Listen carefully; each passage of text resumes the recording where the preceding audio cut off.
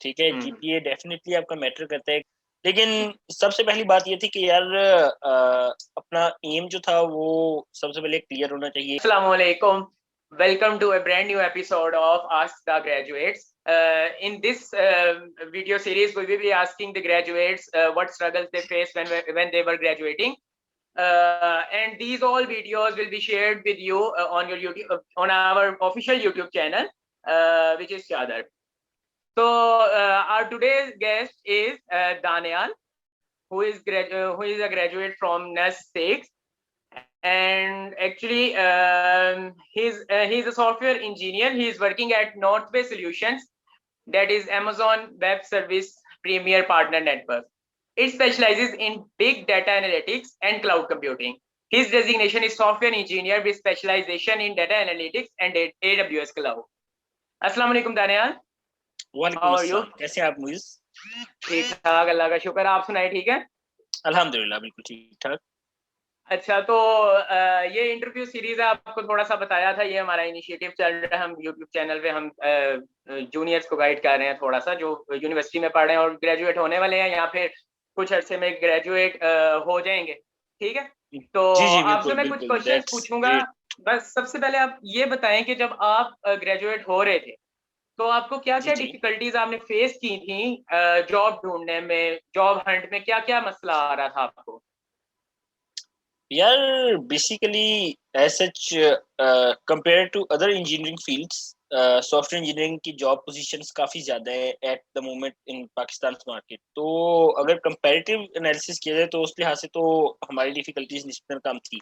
लेकिन सबसे पहली बात ये थी कि यार अपना एम जो था वो सबसे पहले क्लियर होना चाहिए। काफ़ी मेरे दोस्त हैं, मेरे अपने साथ भी ये एक्सपीरियंस रहा है कि क्योंकि काफ़ी ज़्यादा सब फील्ड्स हैं और उस टाइम हम लोग बस बगैर देखे समझे जॉब ढूंढने में लग जाते हैं, तो वो नहीं अंदाजा होता बंदे ने किस फील्ड में जाना है।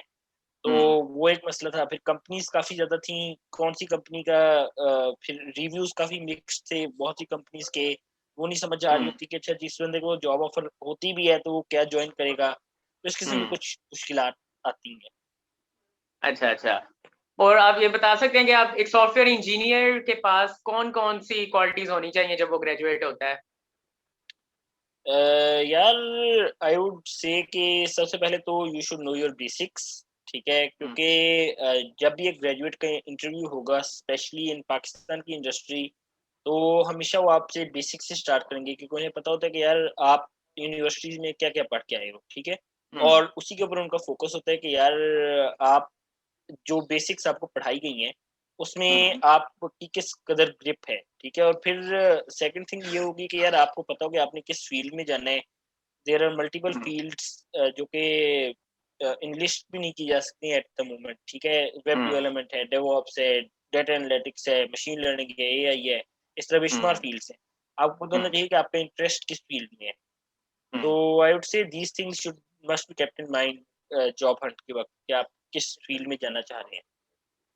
अच्छा, तो आप बताएंगे कि जो बहुत ज्यादा क्वेश्चन पूछा जाता है कि जीपीए मैटर करता है कि नहीं करता एक अच्छी जॉब? यार इफ आई से कि नहीं करता तो दैट वुड बी रॉन्ग। ठीक है, जीपीए डेफिनेटली आपका मैटर करता है क्योंकि आपकी जब भी जॉब इंटरव्यूज होते हैं उसमें सबसे पहली चीज जो आपके रेज्यूमे के ऊपर ये देखते हैं कि आपका जीपीए कितना था। क्योंकि एक इंटरव्यू के अंदर वो डेफिनेटली आपको इतने अच्छे तरीके से जज नहीं कर सकते। आपके 4 ईयर की जो मेहनत होती है उसका वो अंदाजा आपके जीपीए से ही लगाते हैं कि अच्छा आप किस हद तक आपकी अंडरस्टैंडिंग है, बेसिक्स किस हद तक क्लियर है। और फिर उसके अकॉर्डिंगली वो रेज्यूमेज आपके शॉर्टलिस्ट कर देते हैं, आपको जॉब्स के लिए सिलेक्ट कर रहे होते हैं। काफ़ी ज़्यादा रेज्यूमेज मैंने पर्सनली ऐसे देखे हैं जो कि इस वजह से रिजेक्ट कर दिए क्योंकि जीपीए जो था वो काफ़ी ज़्यादा कम था कंपैरेटिवली। ठीक है, और स्पेशली उस जीपीए कम होने के वो जस्टिफाई नहीं कर सकते थे। देखिए आपका जीपीए कम है, आप उसे भी जस्टिफाई कर सकते हैं मुख्तलिफ ओकेजन्स पे कि अच्छा मेरे गिटहब आप देख लो, मेरे आप पोर्टफोलियो देख लो, इतना स्ट्रांग है कि मैं प्रैक्टिकल फील्ड में इतना ज़्यादा इन्वॉल्व था।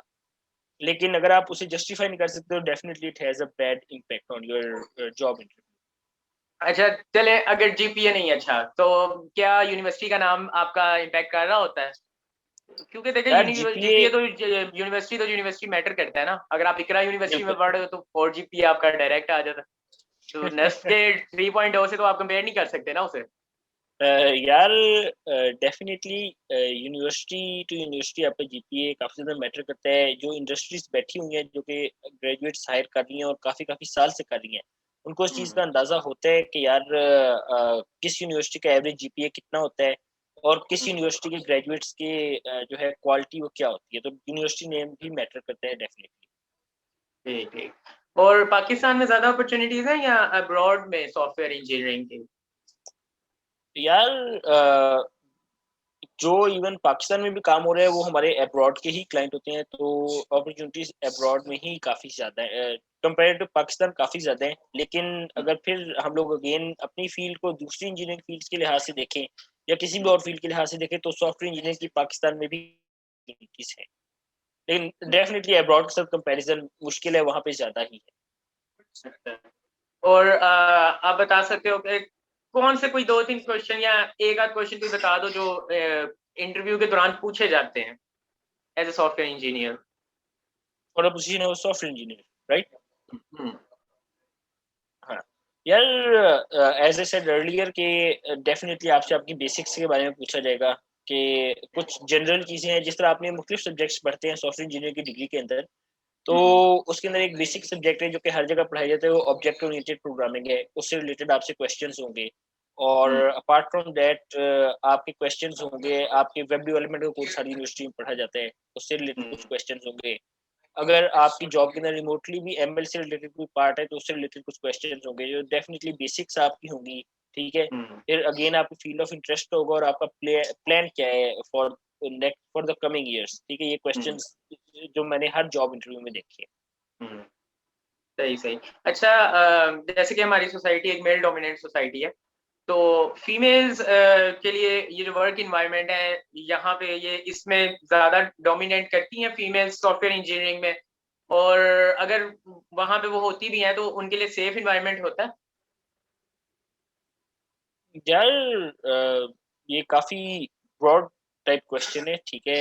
यानी कि definitely the work environment depends upon the company, लेकिन जितना मेरा भी एक्सपीरियंस रहा है और मेरे कोलीग्स का भी एक्सपीरियंस रहा है, male hmm, colleagues female colleagues दोनों का, तो यही रहा है हम्म, कि यार there we provide quite a safe environment for females as well. और as compared to other engineering fields, क्योंकि इस फील्ड में फीमेल्स होती भी निस्बतन ज़्यादा है, सो हम्म, उसकी वजह से ये है कि आपकी जो है फीमेल डोमिनेंट तो नहीं है डेफिनेटली, लेकिन मेल डोमिनेंस निस्बतन कम हो जाती है।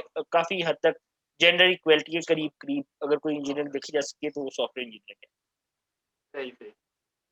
और अगर मैं आपसे पूछूं कि ये जो कनेक्शंस होते हैं, लाइक आपने डिफरेंट इंटर्नशिप्स की और डिफरेंट कंपनीज में आपके कनेक्शन बन गए, आप किसी को जानते हो या वो लोग आपको जानते हैं, तो ये आपकी जॉब हंटिंग में रोल प्ले करते हैं? यार कनेक्शंस भी अब 2 तरह के होते हैं और दोनों तरह के क्वेश्चन कनेक्शन से आपको फ़ायदा होता है। फर्स्ट काइंड ऑफ क्वेश्चन जो कनेक्शंस होते हैं वो ये होते हैं कि यार आप पर्सनली किसी बंदे को जानते हो, जिस तरह के मैं अब आपका हम्म, सीनियर हूँ, अगर नस्ट से ग्रेजुएटेड हूँ, ठीक है? आप मुझे हम्म, अप्रोच करते हैं, मैं हम्म, जानता हूँ कि अच्छा आप मेरे जूनियर हो, मैंने आपको यूनिवर्सिटी में देखा होगा, तो definitely I can refer you this resume, ठीक है? इसका इम्पैक्ट होता है।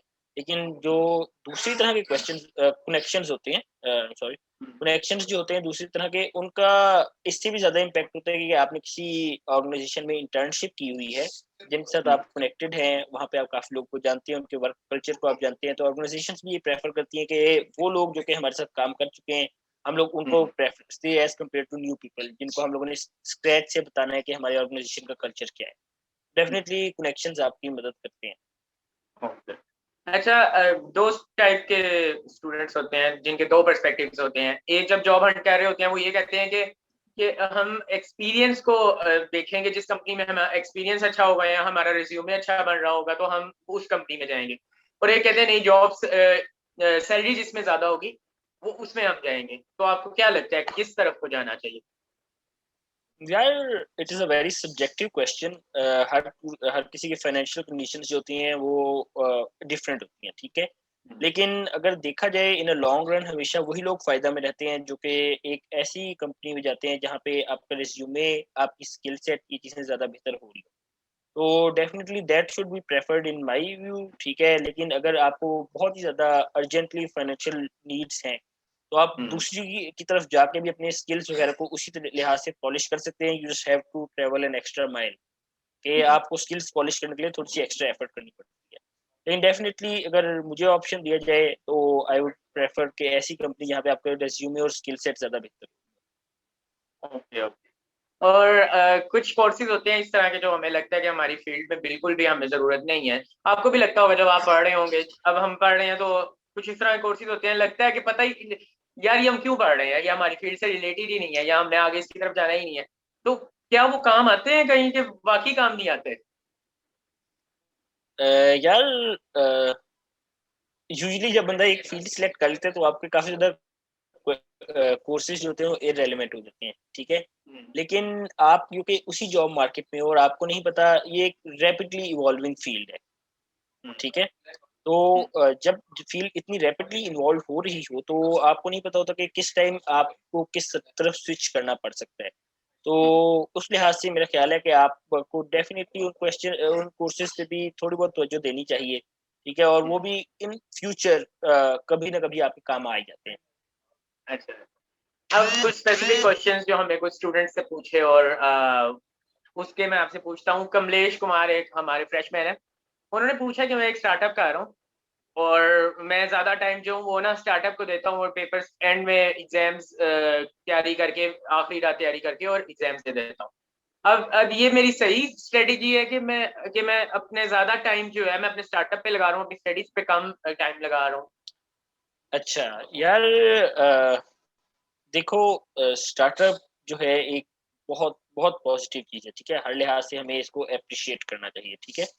और जो लोग इसको टाइम देते हैं डेफ़िनिटली वो उनको इससे फ़ायदा भी बहुत ज़्यादा होता है। लेकिन इस पे टाइम देते हुए हमें ऐसा नहीं करना चाहिए कि हम लोग अपनी स्टडीज़ को इग्नोर कर रहे हों, उनको भी डेफ़िनिटली साथ लेके चलना चाहिए। आपको स्टार्टअप के अंदर या entrepreneurship is the more sophisticated word for it, उसके अंदर आपको ये मल्टीटास्किंग और मुख्तलिफ चीज़ें मैनेज करना ये एक बहुत इंपॉर्टेंट स्किल्स है। सो आई वुड से कि बेशक आप अपने स्टार्टअप के ऊपर फ़ोकस करें, लेकिन इसका ये मतलब नहीं है कि आप अपनी स्टडीज़ को इग्नोर करना स्टार्ट कर दें। आपको डेफ़िनिटली दोनों चीज़ों को बैलेंस करना आना चाहिए और this is something you learn in life, कि आपको हमेशा किस तरह चीज़ों को बैलेंस करना है, ठीक है? You should definitely go for the startup, लेकिन स्टडीज़ को इग्नोर करना is never a good strategy. अच्छा, तो ये बताएं, मतलब मेरा एक हमारा फ्रेशी है, उसने कहा है कि मैं बहुत जगह पे जो जॉब ओपनिंग होती है वहां पे देखता हूँ, उनकी एप्लीकेशन देखता हूँ, तो वहां पे ऐसी ऐसी चीजें के लिए जॉब हायरिंग हो रही होती है जिसमें मैं स्किलफुल नहीं हूँ। मैंने एक फील्ड अपनी स्पेसिफिक की हुई है, मैं उसमें मेहनत करता हूँ, लेकिन अक्सर जो जॉब्स हैं वो उसमें नहीं होती। तो क्या मुझे अप्लाई कर देना चाहिए, जॉब के लिए सिलेक्ट हो जाना चाहिए और बाद में उसमें सीखना चाहिए ड्यूरिंग दैट जॉब, कि नहीं पहले स्पेशलाइज होना चाहिए मुझे उस चीज में फिर उस जॉब में अप्लाई करना चाहिए?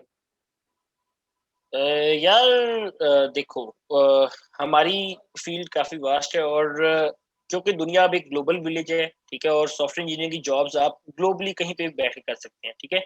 तो जो उसकी फील्ड ऑफ इंटरेस्ट है, अगर वाक़ई वो उसके अंदर करियर परस्यू करना चाहता है, तो आई वुड नॉट रिकमेंड कि वो सिंपली जल्दी जॉब लेने के लिए जो है वो अपनी इंटरेस्ट चेंज करे, ठीक है? यानी कि इंटरेस्ट चेंज करना is not feasible in a long run. वो देखेगा कुछ अरसे तक एक नई फ़ील्ड के अंदर जाएगा, अगर उसका इंटरेस्ट है जो जिस फ़ील्ड के अंदर वो काम करे तो डेफ़िनिटली उसे उसी को कंटिन्यू करना चाहिए। लेकिन ऑन द अदर हैंड अगर देखें कि अगर जो उसकी फ़ील्ड ऑफ इंटरेस्ट है उसके अंदर जॉब अपॉर्च्युनिटीज़ खत्म हो रही हैं या डिक्लाइनिंग फ़ील्ड है, जो उसकी ऐसी टेक्नोलॉजी है जिसके ऊपर काम खत्म होता जा रहा है, तो इट वुड बी बेटर कि वो फिर देखे और चीज़ों को एक्सेस असेस करे और उसके बाद न्यू इंटरेस्ट जो है वो क्रिएट करे अपने लिए। एक आखिरी जो एडवाइस आप देना चाहेंगे अपने जूनियर्स को, कोई एक एडवाइस जो आपको लगता है कि ये मैं कर लेता तो शायद, या कोई एनी जनरल एडवाइस? यार आई वुड से कि सबसे पहले नो योर इंटरेस्ट्स, ठीक है? आपको पता होना चाहिए आप किस चीज़ में सबसे ज़्यादा इंटरेस्टेड हो, ठीक है? अगर आपको उस चीज़ का नहीं पता होगा, अंदाज़ा नहीं होगा तो definitely it is going to cost you in a long run, ठीक है? और दूसरा ये होगा कि pay attention to your studies as well as but don't ignore your social life and other activities, क्योंकि डेफिनेटली जितने भी दोस्त हैं मेरे, मैं खुद हूँ, ये जानता हूँ कि ये जो 4 इयर्स हैं ये best years of our life है, ठीक है। अल्लाह करे कोविड भी जल्दी खत्म हो जाए, ठीक है, यूनिवर्सिटी एक्टिविटीज दोबारा रिज्यूम हो, तो क्योंकि यही टाइम है, इस टाइम में चीज़ों को बैलेंस करना सीखो, ठीक है। यूनिवर्सिटी का मेरे मुताबिक सबसे बड़ा फ़ायदा ये है कि आपको वो लाइफ बैलेंस करना सिखाती है, ठीक है। ये स्किल्स आप ऑनलाइन कोर्सेज से लर्न कर सकते हैं, मुख्तलिफ चीज़ों से लर्न कर सकते हैं, ठीक है।